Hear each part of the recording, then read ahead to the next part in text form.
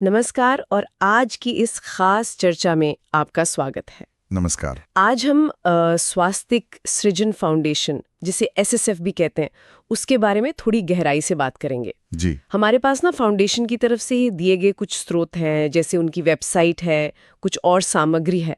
और हमारा मकसद ये है कि इन स्रोतों के आधार पर ही समझें कि भाई ये संगठन क्या है, कैसे शुरू हुआ, क्या क्या करता है और इसका असर क्या बताया जाता है। बिल्कुल, देखते हैं क्या जानकारी मिलती है। सबसे पहले तो ये नाम ही देखिए, स्वास्तिक सृजन। हाँ, ये नाम काफी दिलचस्प है। स्वास्तिक जो अपनी संस्कृति में शुभता, मंगल, एक पॉजिटिव एनर्जी का प्रतीक है, और सृजन मतलब कुछ नया बनाना, निर्माण करना। सही। तो ये नाम ही अपने आप में लगता है कि एक सकारात्मक बदलाव और कुछ बनाने के इरादे को दिखाता है। बिल्कुल, नाम से ही एक उद्देश्य झलकता है। और इनके काम के क्षेत्र भी कई हैं, जैसा पता चलता है। शिक्षा, स्वास्थ्य, पर्यावरण, कम्युनिटी डेवलपमेंट, काफी कुछ है।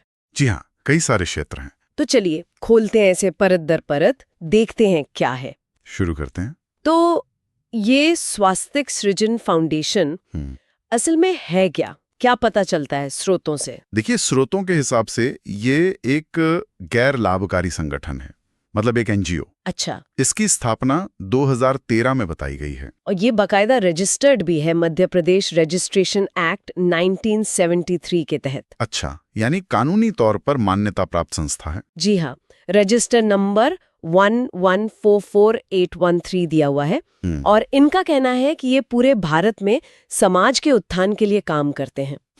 और अनुभव कितना बताते हैं ये? लगभग 11 साल का अनुभव बताया गया है, 2013 से अब तक। ठीक है, तो इसकी शुरुआत कैसे हुई? मतलब क्या कहानी है इसके पीछे? बताया गया है कि ये कुछ ऐसे लोगों के जुनून से शुरू हुआ जो समाज के, मतलब थोड़े वंचित तबके हैं ना। हाँ। खासकर बच्चे, महिलाएं या जो हाशिए पर रह गए समुदाय हैं, उनके जीवन में कुछ अच्छा करना चाहते थे, कुछ बदलाव लाना चाहते थे। अच्छा, तो एक इच्छा थी बदलाव लाने की। बिल्कुल। और उनकी प्रेरणा का स्रोत यही जरूरतें थी, इन समुदायों को बेहतर जीवन देने की चाहत। और जब उन्होंने शुरू में कुछ प्रयास किए और उसका असर देखा, जैसे किसी बच्चे के चेहरे पर मुस्कान आ गई या कोई महिला थोड़ी सशक्त महसूस करने लगी, हाँ, वो छोटी छोटी चीजें, तो उनका इरादा और पक्का हो गया।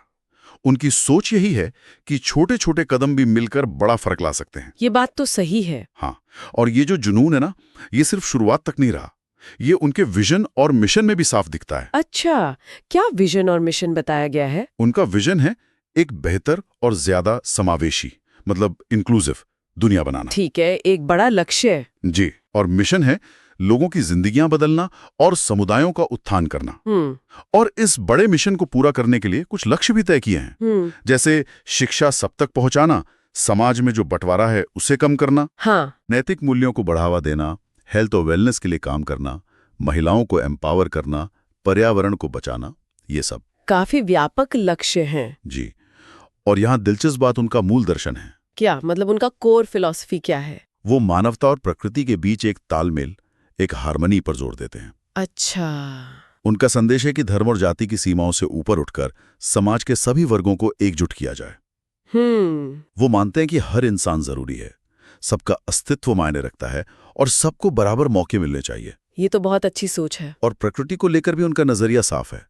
पर्यावरण संरक्षण, सस्टेनेबिलिटी, इसकी बात करते हैं। हाँ, आजकल ये बहुत जरूरी भी है। बिल्कुल। वो इस बात पर भी जोर देते हैं कि जैसे हमारे लिए सांस लेना जरूरी है, वैसे ही पेड़ पौधों का स्वस्थ रहना भी इस धरती के लिए उतना ही जरूरी है। एक पूरा साइकिल है ये। सही बात है, इसे बनाए रखना सबकी जिम्मेदारी है। हाँ, बिल्कुल है। और सामुदायिक विकास, ठीक है। शिक्षा में उनका फोकस है कि ये हर किसी तक पहुंचे, एक अधिकार की तरह।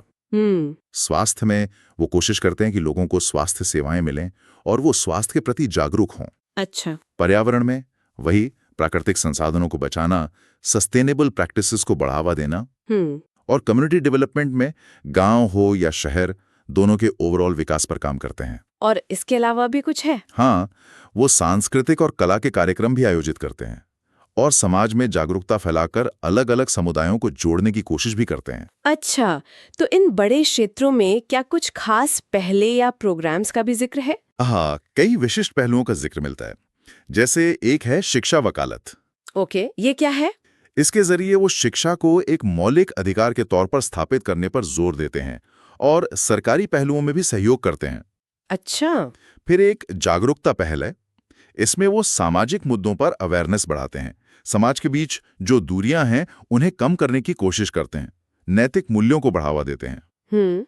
एक सामुदायिक निर्माण पहल है जिसका मकसद है लोगों को धर्म, जाति, इन सब से ऊपर उठकर एकजुट करना। एकता पे काफी जोर है। बिल्कुल। और स्वास्थ्य के लिए स्वास्थ्य और कल्याण पहल है, जो बीमारियों के बारे में जागरूकता बढ़ाने और हेल्दी लाइफस्टाइल को प्रमोट करने पर केंद्रित है। ठीक है। शिक्षा में एक और चीज का जिक्र था, एसएसएफ लर्निंग हब। ये क्या है? हाँ, ये दिलचस्प है। एसएसएफ लर्निंग हब जो है वो पूरी तरह से शिक्षा के जरिए जीवन बदलने पर फोकस करता है। अच्छा। और खास बात यह है कि ये सबके लिए बिल्कुल मुफ्त इंग्लिश स्पीकिंग कोर्स चलाते हैं। अरे वाह, ये तो बहुत प्रैक्टिकल चीज है। हाँ, इसका मकसद यही है कि भाषा की वजह से जो रुकावटें आती हैं वो दूर हों, लोगों के लिए, खासकर युवाओं के लिए नए अवसर खुलें। ये दिखाता है कि वो सिर्फ किताबी ज्ञान नहीं बल्कि स्किल्स पर भी ध्यान दे रहे हैं। बिल्कुल। और इसी तरह की एक और पहल है Swasthya Srijan free help hub. Free help hub? जी, ये उनकी एक तरह की प्रतिबद्धता दिखाता है कि वो हर जरूरतमंद तक मदद पहुंचाना चाहते हैं। अच्छा। और इसमें दिलचस्प बात यह है कि उनका कहना है कि अगर वो किसी मामले में सीधे मदद नहीं कर पाते, हाँ, तो वो अपने जो सहयोगी संगठन है, उनका जो नेटवर्क है, उनके जरिए मदद दिलाने की पूरी कोशिश करते हैं। अच्छा, मतलब कोशिश जरूर करते हैं। हाँ, एक तरह से उनका सहयोगी रवैया दिखाता है, प्रॉब्लम सॉल्विंग अप्रोच। ये सारी पहले तो उनके बड़े उद्देश्यों को पूरा करने का जरिया लगती हैं। बिल्कुल। शिक्षा को वो समाज की नींव मानते हैं, स्वास्थ्य को खुशहाल जीवन का आधार, पर्यावरण संरक्षण को हमारी सबकी जिम्मेदारी, सही, गरीबी मिटाने के लिए रोजगार और स्वरोजगार पर जोर, सांस्कृतिक और सामाजिक एकता को भाईचारे के लिए जरूरी मानते हैं, और सोच में बदलाव लाने की भी बात करते हैं। हाँ, सिर्फ बाहरी नहीं, अंदरूनी बदलाव, पॉजिटिव सोच, और इन सब में युवाओं की भूमिका को बहुत अहम मानते हैं। युवाओं पर काफी फोकस है। जी, और अगर हम इसे बड़ी तस्वीर से जोड़ें तो उनके कुछ नारे या सिद्धांत हैं जो उनके काम की दिशा दिखाते हैं। नारे जैसे एकता में बल, स्वास्थ्य ही धन है, प्रकृति हमारी माँ है, शिक्षा का दीपक। ये तो सुने हुए हैं। हाँ, लेकिन ये सिर्फ नारे नहीं हैं, ये उनके काम करने के तरीके को दर्शाते हैं। वो मानते हैं कि एकता, स्वास्थ्य, प्रकृति का सम्मान और शिक्षा, इनके जरिए ही समुदाय का सही विकास हो सकता है। अच्छा। ये सिद्धांत उनके हर काम में झलकते दिखते हैं, चाहे वो कम्युनिटी को जोड़ने की कोशिश हो या पर्यावरण बचाने की। ठीक है, ये तो हुई उनके काम करने के तरीके और सोच की बात। अब थोड़ा उनके सफर पर नजर डालते हैं। उनके इतिहास और प्रभाव के बारे में क्या जानकारी है? उनके द्वारा दी गई जानकारी के हिसाब से उनका सफर काफी एक्टिव रहा है। शुरुआती साल जैसे 2014, 15, 2016, इनमें उन्होंने कम्युनिटी वेलफेयर और रूरल एम्पावरमेंट पर ज्यादा ध्यान दिया। ठीक है। फिर 2017 में शिक्षा पर जोर बढ़ा, 2018 में स्वास्थ्य और सफाई पर, और 2019 महिला सशक्तिकरण पर केंद्रित रहा। तो मतलब फोकस बदलता रहा समय के साथ। हाँ, ऐसा लगता है कि वो अपनी प्राथमिकताओं को विकसित करते रहे हैं जरूरत के हिसाब से। और फिर आया 2020-22 का दौर, वो तो कोविड वाला टाइम था। जी हाँ। उस दौरान क्या किया उन्होंने?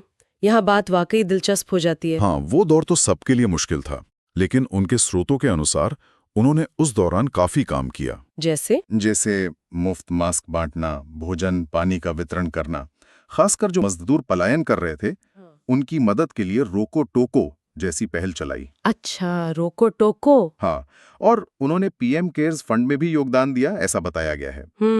और एक खास बात यह है कि उन्होंने सिर्फ फौरी राहत पर ही ध्यान नहीं दिया, बल्कि कोशिश की कि कोविड राहत के काम को पर्यावरण के विचारों के साथ जोड़ा जाए। ये इंटरेस्टिंग है, मतलब राहत के साथ पर्यावरण का भी ध्यान। जी, ये उनकी थोड़ी दूर की सोच दिखाता है। फिर 2023 में उन्होंने एसएसएफ लर्निंग हब शुरू किया। हाँ, जिसका हमने जिक्र किया था। और भविष्य के लिए, मतलब 2024-25 के लिए उनकी योजना है शिक्षा, पर्यावरण और पोषण को मिलाकर सस्टेनेबल लिविंग को बढ़ावा देना। काफी महत्वाकांक्षी योजना लगती है। जी। क्या इनके काम को कोई पहचान, कोई मान्यता वगैरह मिली है? हाँ, स्रोतों में कई सर्टिफिकेट्स और सम्मान का जिक्र है। अच्छा। जैसे उन्हें राष्ट्रीय महिला आयोग से महिला अधिकारों में योगदान के लिए सर्टिफिकेट मिला है, केंद्रीय जागरूकता मंत्रालय से ईमानदारी प्रमाण पत्र, और केंद्रीय सतर्कता आयोग से प्रतिबद्धता प्रमाण पत्र।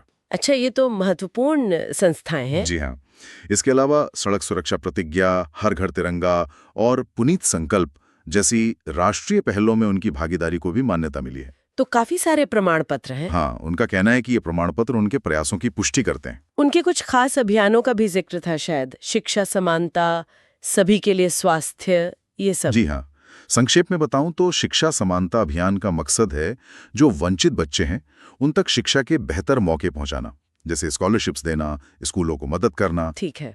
सभी के लिए स्वास्थ्य अभियान में वो मेडिकल क्लिनिक लगाते हैं, हेल्थ कैंप लगाते हैं, ताकि स्वास्थ्य सेवाएं आसानी से मिल सकें। तो और ग्रामीण विकास पहल में वो गांव में बुनियादी ढांचा सुधारने, स्किल ट्रेनिंग देने और रोजगार के अवसर पैदा करने पर काम करते हैं। तो ये अभियान उनके मुख्य काम को जमीन पर उतारने के तरीके हैं। हाँ बिल्कुल, ये उनके काम के ठोस उदाहरण है। ये सब काम करने के लिए टीम कैसी है उनकी? कौन लोग हैं? सपोर्ट सिस्टम क्या है? देखिए, फाउंडेशन की संरचना में संस्थापक के विजन के साथ साथ सलाहकार, टीम मेंबर और समर्थक सबकी भूमिका बताई गई है। संस्थापक का संदेश एकता, साझेदारी और शिक्षा के महत्व पर जोर देता है। वो पृथ्वी के संरक्षक होने की बात करते हैं, मतलब संसाधनों का सही इस्तेमाल, वन्यजीव संरक्षण। अच्छा। प्रमुख सलाहकारों में कुछ नाम दिए गए हैं: श्री चामा राजोरा फरीदाबाद से, श्री नवनीत मान हरियाणा से और श्री गगनदीप सिंह दिल्ली से। ओके। उनकी टीम में कॉरपोरेट जगत के लोग भी हैं और पूरे भारत से समर्थक जुड़े हैं। वो खासतौर पर बार्कलेज, HCL, CSE, ISS जैसी कंपनियों के कर्मचारियों का दिल्ली NCR में और देश भर के बाकी समर्थकों का आभार भी व्यक्त करते हैं। अच्छा। अपनी टीम के लिए वो स्वयंदाता या उदारता के हृदय जैसे शब्द इस्तेमाल करते हैं। मतलब जो अपनी इच्छा से सेवा दे रहे हैं। हाँ, जो उनकी निस्वार्थ सेवा भावना को दिखाता है। और अगर कोई आम इंसान इनके काम से जुड़ना चाहे तो क्या तरीके हैं? उनके स्रोतों के मुताबिक कई तरीके हैं जुड़ने के। जैसे? कोई भी वॉलंटियर बन सकता है, स्वयं सेवा करके उनके मिशन का हिस्सा बन सकता है। ठीक है। दान देकर भी मदद की जा सकती है। और यहाँ ये जरूरी बात है कि उन्हें 12A और 80G के तहत रजिस्ट्रेशन मिला हुआ है। अच्छा, इसका क्या मतलब है? इसका मतलब है कि वो एक प्रमाणित चैरिटेबल संस्था है और उनको दिए गए दान पर इनकम टैक्स में छूट मिल सकती है। ये दान देने वालों के लिए एक अहम जानकारी है। हाँ, ये जरूरी है जानना। बिल्कुल। इसके अलावा कोई भी उनकी मेंबरशिप ले सकता है, सदस्य बन सकता है। इससे वो संगठन के काम में और सक्रिय भूमिका निभा सकते हैं। ठीक है। तो वॉलंटियरिंग, डोनेशन, मेंबरशिप, ये तरीके हैं। जी हाँ। इन मुख्य कामों के अलावा क्या वो कोई और सेवाएं भी देते हैं, कुछ अतिरिक्त? हाँ, कुछ और सेवाओं का भी जिक्र है। जैसे वो अपनी क्षमता के अनुसार पूरे भारत में कानूनी सलाह और समाधान देने की बात करते हैं। कानूनी सलाह? अच्छा। हाँ, जिसमें वो सहानुभूतिपूर्ण परामर्श की बात करते हैं। हालांकि वो ये भी साफ करते हैं कि मदद कितनी हो पाएगी ये केस की जटिलता पर निर्भर करेगा। जाहिर है, हर केस अलग होता है। बिल्कुल। इसके अलावा वो अलग अलग स्रोतों के साथ मिलकर रोजगार के अवसर पैदा करने की भी कोशिश करते हैं। अच्छा, जॉब क्रिएशन में भी मदद? हाँ, जो उनके गरीबी मिटाने और आत्मनिर्भरता वाले लक्ष्य से जुड़ा है।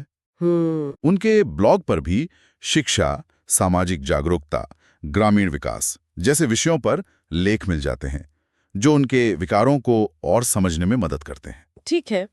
तो इस सब का क्या मतलब निकलता है अगर हम पूरी तस्वीर को देखें? तो स्वास्तिक सृजन फाउंडेशन एक ऐसा संगठन लगता है जो अपने नाम सृजन के हिसाब से ही समाज में कुछ पॉजिटिव बनाने की कोशिश कर रहा है। हाँ, कह सकते हैं। उनका नजरिया काफी व्यापक है। शिक्षा, स्वास्थ्य, पर्यावरण, कम्युनिटी बिल्डिंग, और ये सब एकता और पॉजिटिविटी के मूल विचार पर आधारित लगता है। जी। उनके काम में जमीनी स्तर की पहलें भी हैं, जैसे वो लर्निंग हब या हेल्प हब, और एक बड़ी सोच भी है, जैसे पूरे देश में सदस्यता और सहयोग की बात। ऐसा ही उनके स्रोतों से पता चलता है। बिल्कुल।